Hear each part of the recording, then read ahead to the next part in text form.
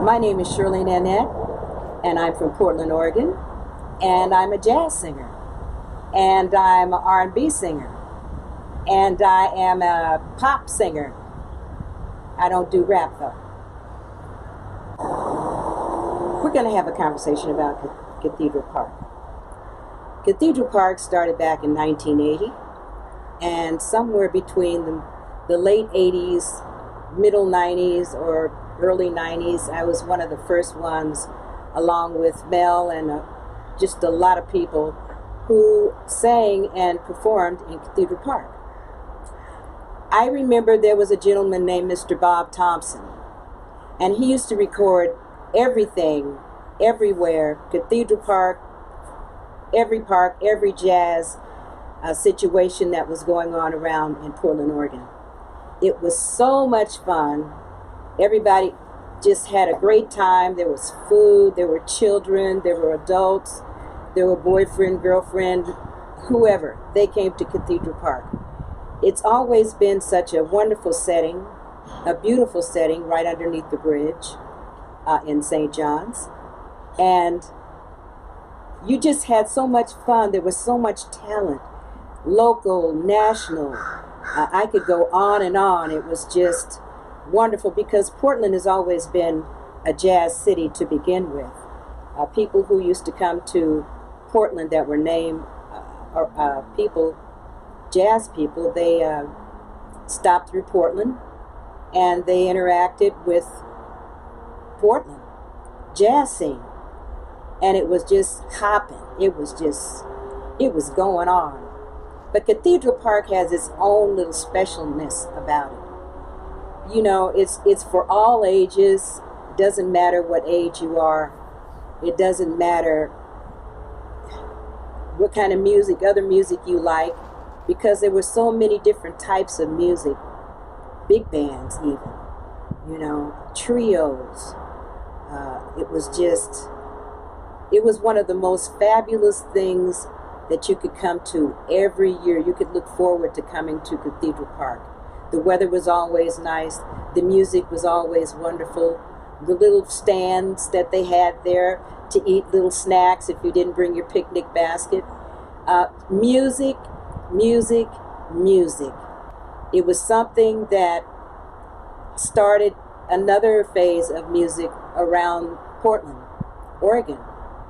And that was Mount Hood Jazz Festival.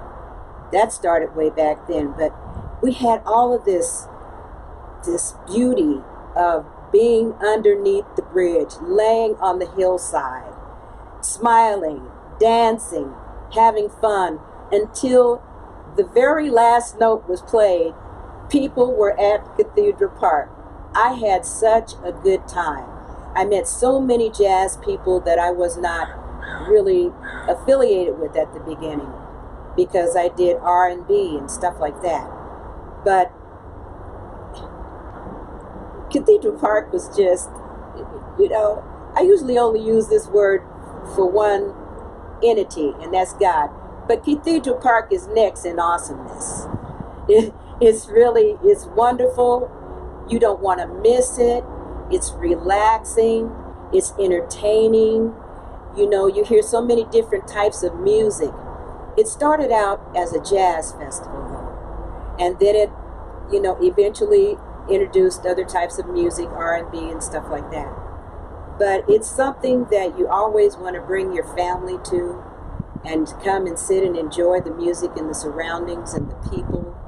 And you get to buy music, you know, you get to buy different things, you know, at Cathedral Park. So you can go home with a CD or with an album from back in the day. I wish we had the music that Bob Thompson had taped, because it's like I can't say enough about him and Homer Clark. They were two wonderful, wonderful people. But Bob he had his specialness in taping everything. He taped every type of music everywhere. Nancy King, George Mitchell, Ron Steen, Noel Brown, Phil Baker, you know, Ezra Wise, the Woody Height Big Band, A lot of those bands are not around anymore. George Reinmiller's big band. It was so many wonderful people coming to Oregon to be able to do jazz music because it was so much of it here to listen to. And it was always fresh, and it was always talented, and it was always appealing. It had that specialness, that greatness that a lot of states don't have like we have. And so I do hope that you come and you join us all, even though we're in a pandemic now, we can still have music that would have been at Cathedral Park. And God willing, you all will stay safe and be careful and take this seriously. This is not to be ignored. We don't know how long it's going to last, but we know that hopefully, God willing, one day our normal will not be normal like we knew it before.